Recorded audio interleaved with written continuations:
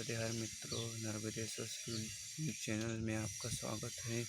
आज हम आपको बताएंगे ये शिवलिंग नर्मदेश्वर शिवलिंग है, नर्मदा जी से प्राप्त हुआ है। इसमें देखो मित्रों, तिलक की आकृति कितनी अच्छी दिख रही है और याले शिवलिंग में भी तिलक कितना अच्छा दिख रहा है। ये कौन का रंग, ये तिलक लाल कलर में शिव जी के मस्तक पे लगा हुआ तिलक दिखता है। इसे लाल कलर में तिलक दिख रहा है। ये देखो,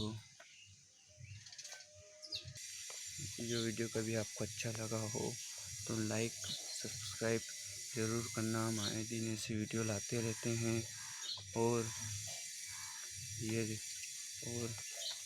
आपको और शिवलिंग उनके बाद और ये देखिए मित्रों, ये कुंडी है जो कि हमारे यहाँ बनाई जाती है। ये कितनी बड़ी कुंडी है। ये इसको बनाने में इनको बहुत मेहनत लगती है। ये वीडियो आपको अच्छा लगा तो लाइक सब्सक्राइब जरूर करना मित्रों। नर्मदेहर, जय भोलेनाथ, घर घर भोलेनाथ।